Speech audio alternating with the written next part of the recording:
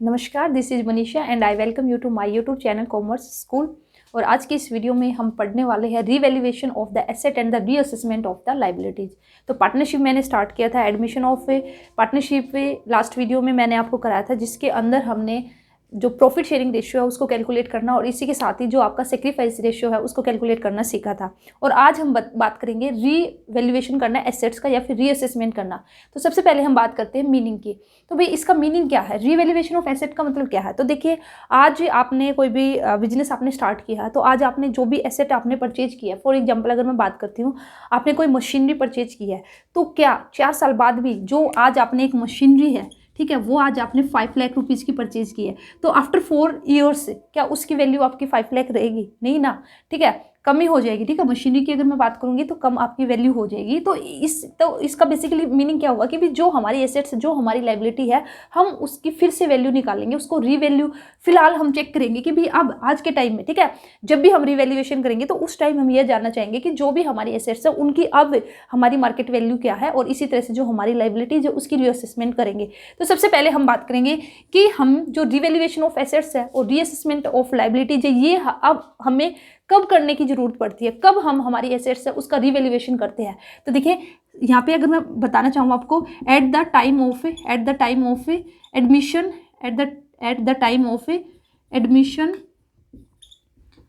Of new partner, ठीक है, जब भी कोई भी नया पार्टनर आएगा तो हमें क्या करना पड़ेगा, जो हमारी एसेट है उसका रीवैल्यूएशन करना पड़ेगा।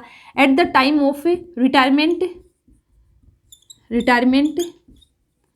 And death of a partner, अगर कोई पार्टनर है, ठीक है, उसने अगर रिटायरमेंट ली है या फिर किसी पार्टनर की डेथ हो जाए, तो उस केस में भी हमें क्या करना पड़ेगा, रिवैल्यूएशन ऑफ एसेट हमें करना पड़ेगा। इसी के साथ ही when the profit sharing ratio change, ठीक है, when the profit sharing ratio change, जब भी हमारा प्रॉफिट शेयरिंग रेशियो चेंज होगा तो उस टाइम भी हम क्या करेंगे, revaluation of assets and the reassessment of liabilities हम करेंगे। इसी के साथ ही नेक्स्ट हमारा, तो देखिए, जब भी हमारी ये सारी सिचुएशन होंगी तो उस केसेस में ये हमारे लिए जरूरी है कि भाई हम क्या करें, रिवैल्यूएशन ऑफ एसेट्स करें या असेसमेंट करें। ठीक है, तो अब यहाँ पे हम बात करेंगे वाई, ठीक है, हम ऐसा क्यों करते हैं, हम रिवैल्यूएशन ऑफ एसेट्स हम ऐसा क्यों करेंगे।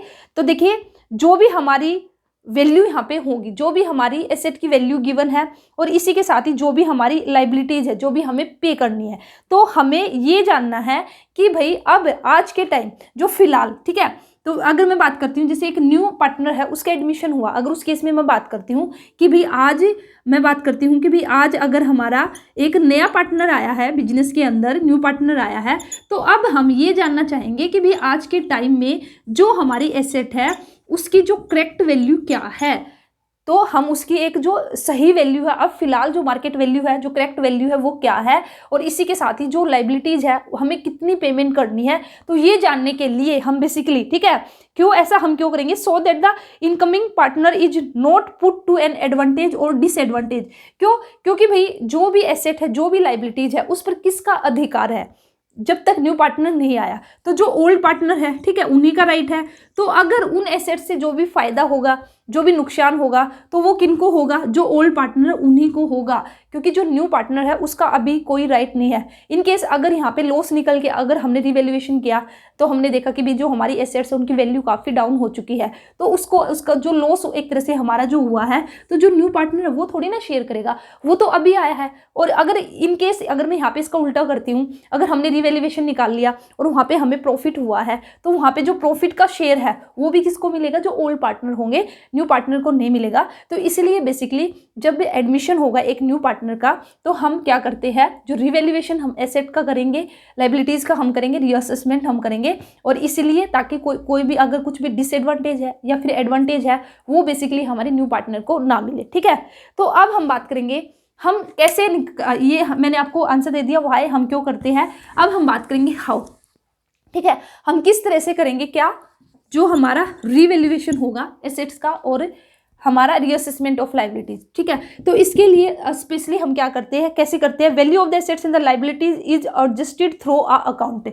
एक अकाउंट हम बनाते हैं, उस अकाउंट के थ्रू हम जो वैल्यू है लाइबिलिटीज की या फिर जो हमारी एसेट है उसकी जो वैल्यू उसको हम एडजस्ट करते हैं, और उस अकाउंट्स का बेसिकली नाम क्या है, रीवैल्यूएशन अकाउंट, ठीक है। तो हम एक रीवैल्यूएशन अकाउंट प्रिपेयर करेंगे और जिसमें हमारी जो एसेट्स है, जो हमारी लाइबिलिटीज है, उसकी वैल्यू हम निकालेंगे, और इसी के साथ ही रीवैल्यूएशन अकाउंट भी हम बोल सकते हैं। और इसका जो अगर मैं अदर नेम की बात करती हूँ तो हम इसको P&L एडजस्टमेंट अकाउंट भी बोल सकते हैं।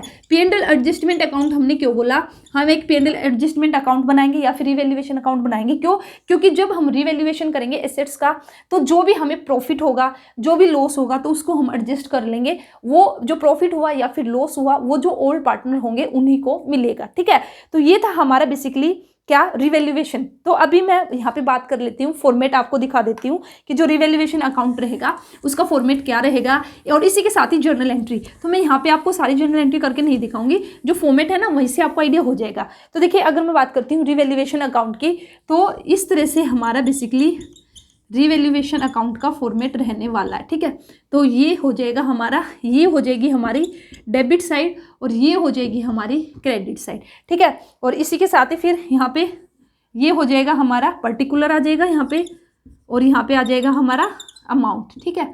और इसी के साथ यहाँ पे भी सेम हमारा पर्टिकुलर और यहाँ पे आ जाएगा हमारा अमाउंट। तो अब सबसे पहले आप बताइए, जो रिवैल्यूएशन अकाउंट है ये आपका कौन सा अकाउंट है, विच टाइप ऑफ अकाउंट है आपका जो रिवैल्यूएशन अकाउंट है। हमने 3 टाइप्स की थी अकाउंट्स की, रियल अकाउंट, नॉमिनल अकाउंट और हमारा क्या था, पर्सनल अकाउंट। तो उसमें से हमारा ये आपको याद रखना, इसको नोट कर लेना, रिवैल्यूएशन हमारा कौन सा टाइप है, ये हमारा नॉमिनल अकाउंट, ठीक है।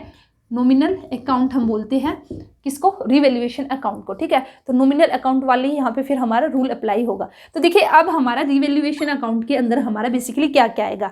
तो सबसे पहले अगर हमारी जो एसेट है, एसेट की वैल्यू अगर हमारी डिक्रीज हुई है, ठीक है, जैसे मैंने बात की थी जो मशीनरी है, मशीनरी जब हमने खरीदी थी 5 लाख की है, लेकिन आज जब हमने मार्केट वैल्यू जाके चेक की तो आज उस मशीनरी की वैल्यू 3 लाख हो चुकी है। तो 2 लाख रुपए है जो उसका हमें क्या हुआ, एक तरह से लॉस हम बोल लेंगे, ठीक है। तो अगर हमारी वैल्यू डिक्रीज हुई है तो वो हमारा कहाँ पे आएगा, डेबिट साइड में, to decrease in asset, in the value of asset, ठीक है। तो जो भी अमाउंट रहेगा यहाँ पे आ जाएगा। तो बेसिकली अगर यहाँ पे हमें एंट्री, अगर यहाँ पे जर्नल एंट्री करें तो जर्नल एंट्री हमारी क्या हुई, जब भी हमारी एसेट डिक्रीज हुई तो हमारी एंट्री हुई रिवैल्यूएशन अकाउंट डेबिट, क्योंकि नॉमिनल अकाउंट है। नॉमिनल अकाउंट क्या बोलता है, कोई भी एक्सपेंसेस है, लॉस है, उसको हम क्या करेंगे, डेबिट। तो ये हमारा लॉस हुआ तो इसलिए रिवैल्यूएशन अकाउंट हमारा डेबिट। और एसेट थी, एसेट की वैल्यू डिक्रीज हुई है, तो डिक्रीज हुई है तो एसेट को हम क्या करते हैं, क्रेडिट हम करते हैं। तो ये हमारी बेसिकली जर्नल एंट्री होगी, जब भी कोई एसेट है उसकी वैल्यू डिक्रीज होगी तो इस जर्नल एंट्री को ही हमने इस अकाउंट के अंदर पोस्ट किया है। तो रिवैल्यूएशन अकाउंट डेबिट हुआ तो डेबिट साइड में हमने क्या लिख के दिखा दिया, टू डिक्रीज इन एसेट, ठीक है। तो इसलिए मैं डायरेक्ट आपको ना ये अकाउंट से बता रही हूँ, इससे आपकी जनरल एंट्री हो जाएगी, क्योंकि जनरल एंट्री में तो कई बार बच्चे कंफ्यूज हो जाते हैं और यहाँ से अच्छे से क्लियर होगा। इसी के साथ ही हमारा डेबिट साइड में और क्या आएगा, टू इंक्रीज इन लाइबिलिटीज। अगर हमारी जो लाइबिलिटीज है उसकी वैल्यू अगर इंक्रीज होगी, तो लाइबिलिटीज इंक्रीज का मतलब क्या है कि जो मेरे क्रेडिटर थे ना, तो मुझे 1 लाख रुपए देने थे क्रेडिटर को, लेकिन बाद में हमने जब अच्छे से चेक किया तो मुझे तो पता चला यार 1 लाख नहीं 1.5 लाख रुपए मुझे देने हैं। तो मेरी लाइबिलिटी इंक्रीज हुई ना, तो इंक्रीज होने ये जो 1.5 लाख है मुझे उसको देना पड़ेगा। तो ये बताइए मेरे लिए फायदा है नुकसान है, नुकसान है ना। तो नुकसान है तो नॉमिनल अकाउंट का रूल क्या है, एक्सपेंसेस है, लॉस है, तो हम क्या करते हैं, डेबिट करते हैं नॉमिनल अकाउंट को। तो इसलिए हमारा इंक्रीज इन लाइबिलिटी यहाँ पे आ जाएगा। इसी के साथ ही हमारी कोई भी हमारी अनरिकॉर्डेड लाइबिलिटी है, ठीक है। पहले हमारी कोई लाइबिलिटी नहीं थी, लेकिन बाद में हमें पता चला कि भाई नहीं 1.5 लाख के तो ये क्रेडिटर थे ही, अब हमें पता चला कि भाई एक और क्रेडिटर है जिसको हमें 50,000 रुपये देने हैं। अब हमारा वो निकल के आया, तो वो क्या थी, हमारी अनरिकॉर्डेड। तो अनरिकॉर्डेड लाइबिलिटी भी हमारी रिवैल्यूएशन अकाउंट के डेबिट साइड में आ जाएगी। तो ये तो आ जाएगी हमारे डेबिट साइड में। अब हम बात करते हैं क्रेडिट साइड में। तो क्रेडिट साइड में क्या आएगा, यहाँ पे डिक्रीज इन एसेट हमारा कहाँ पे आया, डेबिट साइड में। तो इंक्रीज इन एसेट, ठीक है, इंक्रीज इन एसेट। अगर एसेट हमारी इंक्रीज होगी, 5 लाख की थी मेरी मशीनरी और आज मैंने मार्केट वैल्यू चेक की ना, तो यार आज तो मेरी मशीनरी है ना 5.5 लाख की है, तो मुझे तो 50,000 रुपये का फायदा हो गया ना।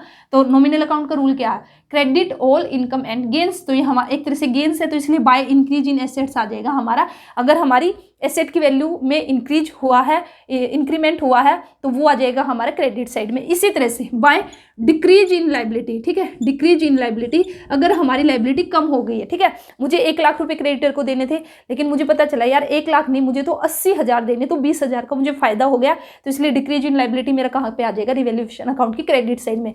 इसी तरह से अगर मेरी कोई अनरिकॉर्डेड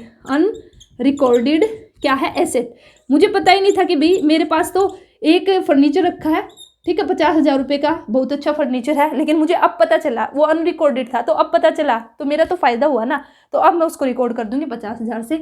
तो ये आइटम आएंगे हमारे डेबिट साइड में, ये आइटम आएंगे हमारे क्रेडिट साइड में, और फिर यहाँ से हम क्या कर लेंगे, बैलेंसिंग, ठीक है, तो यहाँ से हम कर लेंगे बैलेंसिंग, और फिर हम देख लेंगे कि भाई हमें प्रॉफिट हुआ या लॉस हुआ। अगर हमारी क्रेडिट साइड ज़्यादा है, अगर हमारी क्रेडिट साइड है, इट मीन्स जो रिवैल्यूएशन हुआ अकाउंट हमने बनाया है, तो जो हमने रिवैल्यूएशन किया है, सेट्स का रीअसेसमेंट ऑफ लायबिलिटी जो हमने किया, उससे हमें क्या हुआ, प्रॉफिट। अगर क्रेडिट साइड ज़्यादा है तो प्रॉफिट हुआ है, तो प्रॉफिट हमारा कहाँ पे जाएगा, जो हमारे ओल्ड पार्टनर्स है, ओल्ड पार्टनर्स कैपिटल अकाउंट में हमारा प्रॉफिट चला जाएगा। और किस रेशियो में, जो उनका ओल्ड प्रॉफिट शेयरिंग रेशियो है, उस रेशियो में वे क्या कर लेंगे, अगर हमें गेन हुआ, ठीक है, तो ये गेन की वाली सिचुएशन है, प्रॉफिट वाली सिचुएशन है, तो हम प्रॉफिट उसको बांट लेंगे। और इसका उल्टा, अगर हमारा डेबिट साइड ज़्यादा आई, तो इसका मतलब हमारे एक्सपेंसेस ज़्यादा हो गए, लॉस ज़्यादा हो गए, इट मीन्स हमें लॉस हुआ है। तो लॉस हुआ है तो वो भी हमारा यहाँ पे आ जाएगा बाय लॉस ट्रांसफर टू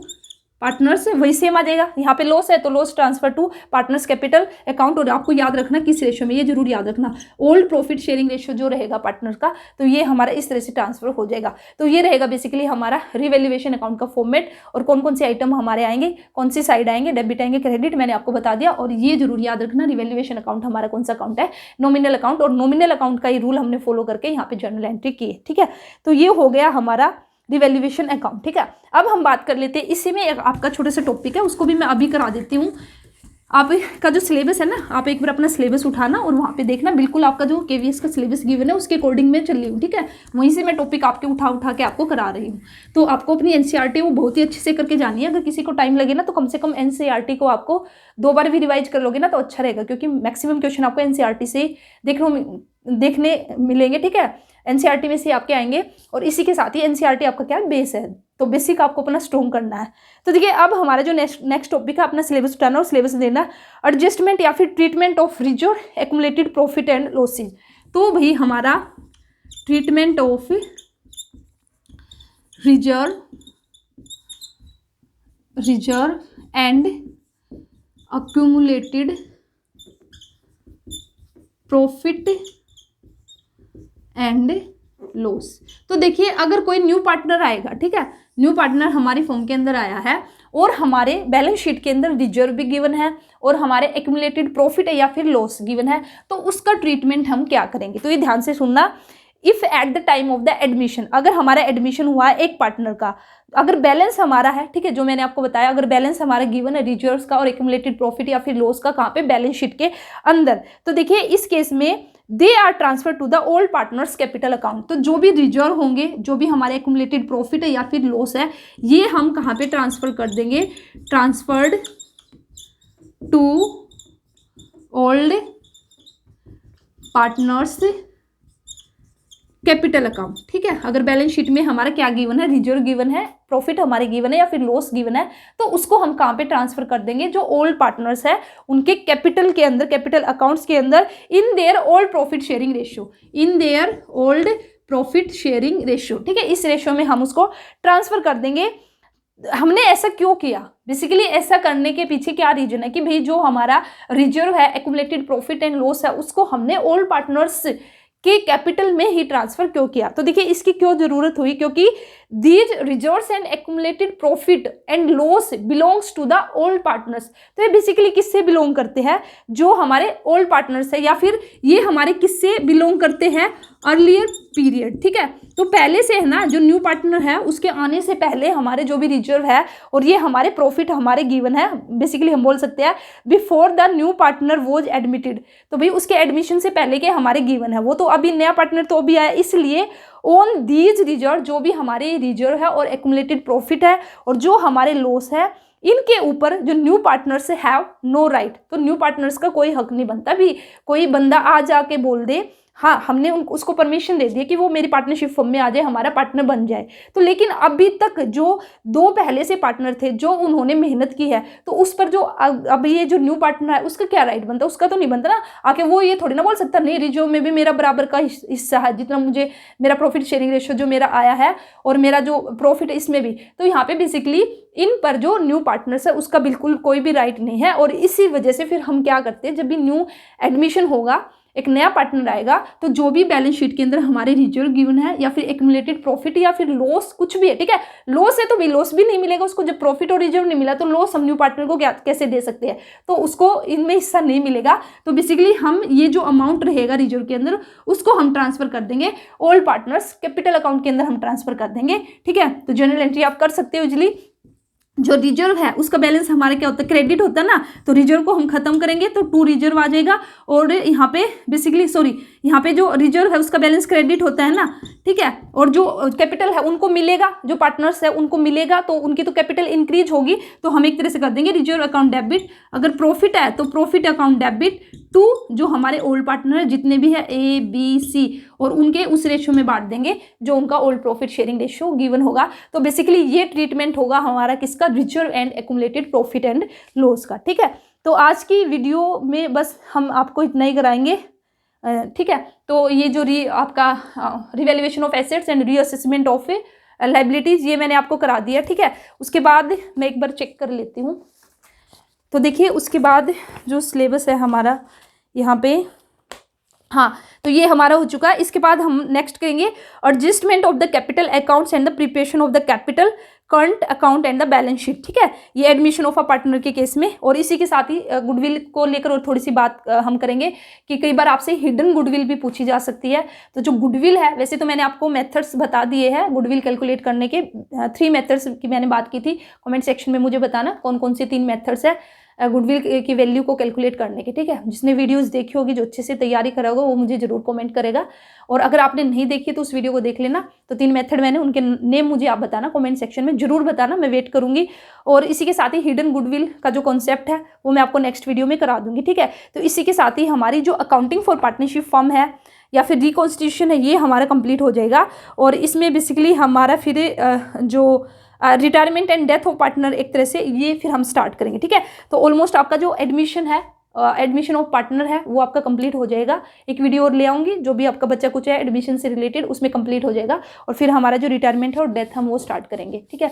तो बताना वीडियो कैसी लगी, अच्छी लगी तो वीडियो को लाइक करना, शेयर करना, चैनल को सब्सक्राइब नहीं किया तो चैनल को सब्सक्राइब कर लीजिए। आपका कोई भी डाउट है उसके लिए आप कमेंट कर सकते हो। तो चलिए फिर मिलते हैं नेक्स्ट वीडियो में न्यू टॉपिक के साथ। All the best, thank you.